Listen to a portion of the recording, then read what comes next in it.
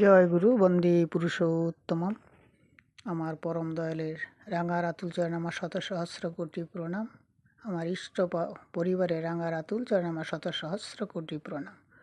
আশা করি সকলেই ভালো আছেন, আনন্দে আছেন। আমরা যারা আমার পরম পিতার চরণে আশ্রয় পেয়েছি আমরা খুবই ভালো আছি, খুবই আনন্দে আছি। সেটা আমরা প্রত্যেকেই উপলব্ধি করতে পারি। শ্রী ঠাকুর বললেন,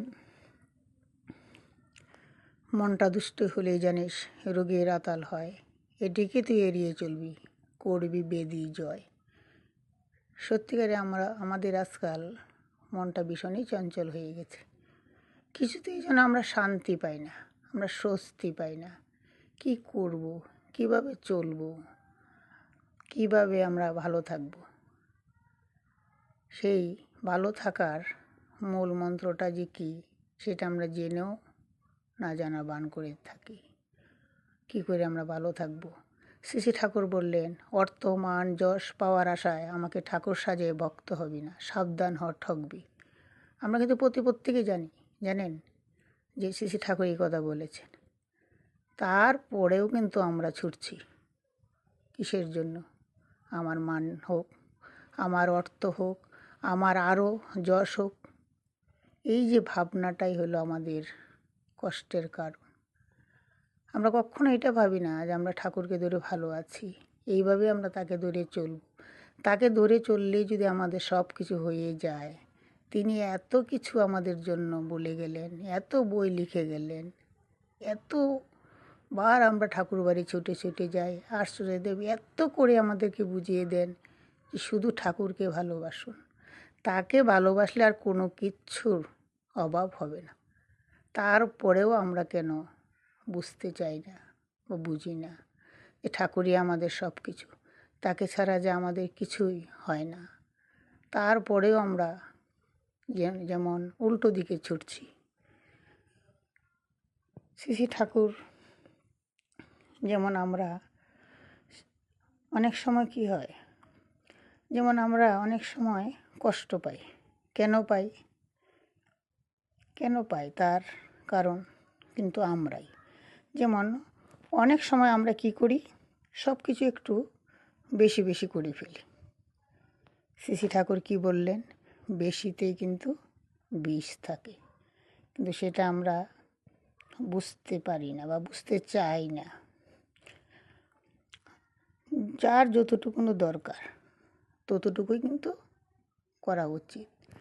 বেশি কোনো কিছু করতে গেলে যেমন তার কোনো মূল্য থাকে না। কোনো কিছুই আমরা যেন কেউ বেশি করতে না যাই। যেমন একটা ছোট্ট কথা, একটা ছোট্ট চারা গাছ লাগানো হলো, সেটার মধ্যে যদি আমরা প্রতিনিয়ত এক মগ করে জল দিই, সেই চারা গাছটা কিন্তু বাঁচবে না। তো সব কিছুর একটা সিস্টেম আছে, সিস্টেম মতো আমাদেরকে চলতে হবে, আমাদেরকে বলতে হবে। শান্তি স্বস্তি আমাদের আসবে। আমরা যে শ্রী ঠাকুরের চরণাশ্রয় পেয়েছি, আমাদের কত জন্মের পুণ্য ফলে তার চরণে স্থান পেয়েছি। আমাদের আর কি চাই বলুন তো?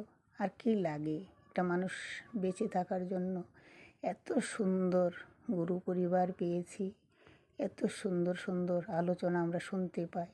আমাদের জীবনটা কি করে চলবে, কিভাবে কি করব, প্রতিটা মুহূর্ত তিনি যেন সব কিছু বলে দিয়ে যাচ্ছে। তারপরেও কি আর কিছু থাকে চাওয়ার? কেনই বা কষ্ট পাই, কেনই বা এত ছোটাছুটি করি অকারণে? শুধু নিজের মনকে অশান্ত করে, নিজের শরীরকে অসুস্থ করে আমরা বসে থাকি। তিনি কি তা চেয়েছেন?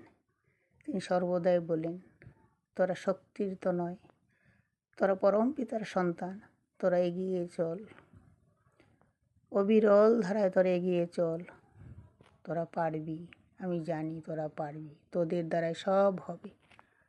তোমরা করো না তাই তোমরা পারো না, করলেই তোমরা পারো।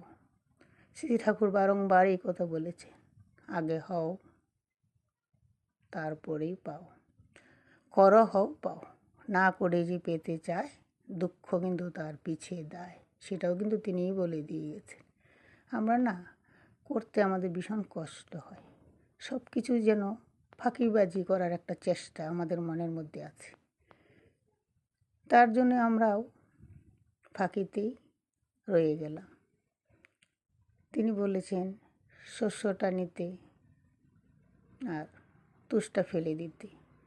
আমরা এতটাই ফাঁকিবাজি হয়ে গেছি, এতটাই চালাক হয়ে গেছি যে লাস্ট মুহূর্তে কী হয়, শস্যটা নিতেই আমরা ভুলে যাই, তুষটাকেই আমরা নিয়ে নিই, যার জন্য আমাদের বারবার ঠকতে হচ্ছে।